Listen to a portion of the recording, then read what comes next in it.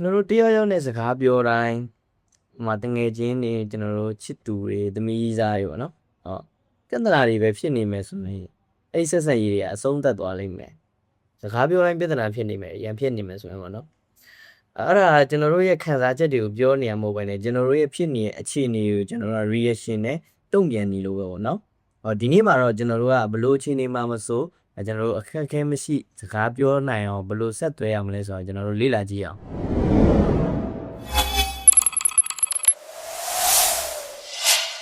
โอเคကျွန်တော်တို့လူတိုင်းမှာတော့ဒီလိုအခြေအနေမျိုးရှိရပါတော့ဥပမာအနေနဲ့ကျွန်တော်တို့ချစ်သူတယောက်ကိုစာပို့ထားမယ်နိုင်တော်ကြာအဲ့ဒီသူစံနေတော့ blind ပြန်မလာဘူးအဲ့ဒီချိန်မှာကျွန်တော်ကောင်းထဲမှာအတွေးတွေဝင်လာမယ်သူငါ့ကိုမချစ်တော့ဘူးလားမသိဘူး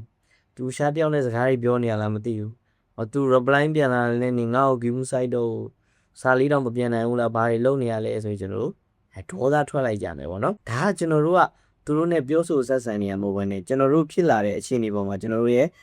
ခံစားချက်တွေကိုကျွန်တော်တို့တုံ့ပြန်လိုက်တာပေါ့ကျွန်တော်တို့ကိုခံစားနေအောင်မပြောဘဲနဲ့ကိုတွေးထားတဲ့ဇက်လန်ကိုကျွန်တော်တို့ကသူ့ကိုတော့ပြောနေမိတယ်အဲ့လိုမျိုးဖြစ်တတ်တယ်ပေါ့နော်အဲ့ဒီစားကျွန်တော်တို့ကဒီ formula လေးကိုသုံးကြည့်ပေါ့နော်ကျွန်တော်တို့ action လို့ခေါ်တဲ့ formula ရဲ့ feeling ရဲ့ meaning ရဲ့ပေါ့နော်ဥပမာကျွန်တော်တို့ကဒီနေ့ငါစာပို့တာနိုင်တော်ကြာမှ reply ပြန်လာတဲ့အခါကျတော့ငါစိတ်ပူသွားတယ်ငါစိတ်ထဲမှာငါ့ကိုနေရာဒီမဆိုင်တော့ဘူးလားဆိုပြီးတော့ငါတွေးမိသွားတယ်ဒီလိုမျိုးစကားလေးနဲ့ကျွန်တော်တို့ကပြောလိုက်မယ်ဆိုရင်ဆောင်းနာလိုမျိုးနေငါ့ကို view မဆိုင်ဘူးနေငါ့ကိုမချစ်တော့ဘူးဆိုတဲ့စကားထက်ကျွန်တော်တို့အများကြီးပို့ပြီးတော့ထိရောက်တယ်ပေါ့နော်ဘယ်ကကျွန်တော်ပို့ပြီးတော့နားလည်ပေးစေခြင်းလဲခင်ဗျားတို့စဉ်းစားကြည့်ပေါ့ကျွန်တော်တို့လူတွေကအပြစ်တင်ခံရလို့ရှိရင်ကျွန်တော်တို့ရှင်းရှင်းခုခံတတ်တယ်ပေါ့နော်အပြစ်တင်တဲ့စကားတွေမပြောဘဲနဲ့ဒါပေမဲ့ကိုဘလို့ခံစားနေရတာကို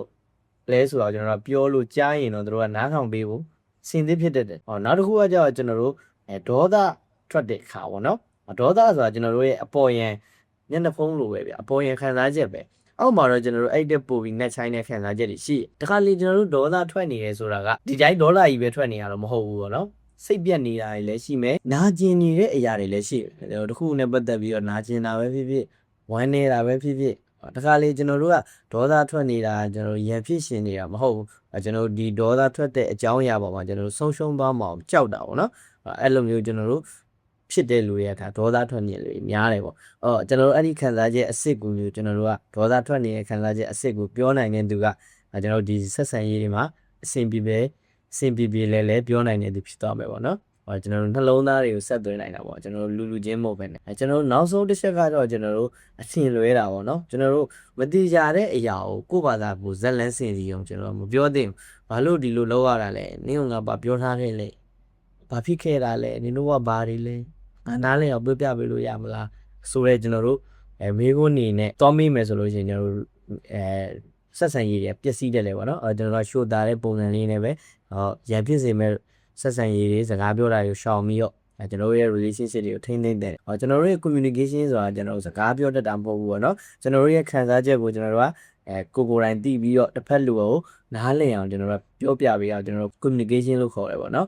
ကျွန်တော်တို့ကသူတို့ကိုဘယ်လိုခံစားစေလဲဆိုတာသူတို့သိရဆိုရင်သူတို့ကမှတ်မိနေမှာပါကျွန်တော်တို့စကားပြောနေရင်လွဲမားဆုံးဖြစ်စေတဲ့အခြေအနေတွေကဘယ်လိုမျိုးလေးလဲဒါတို့ပုံမှန်နဲ့မဝင်အောင်ဆွေးနွေးသွားလို့ရပါတယ်နောက်တစ်ခါစကားပြောတဲ့အချိန်မှာကျွန်တော်တို့ကကိုယ့်ရဲ့အတွေးနဲ့ပဲဇက်လဲစင်ပြီးတော့အနာယူဖို့မကြိုးစားပါနဲ့ကျွန်တော်တို့ပုံမှာနားလည်မှုပေးလာဖို့ပဲကျွန်တော်တို့ကကြိုးစားကြည့်ရအောင်လို့ကျွန်တော်တို့ပြောရင်းနဲ့ပဲဒီနေ့တော့ကတော့ဒီလောက်ပါပဲအားလုံးကျေးဇူးအများကြီးတင်ပါတယ်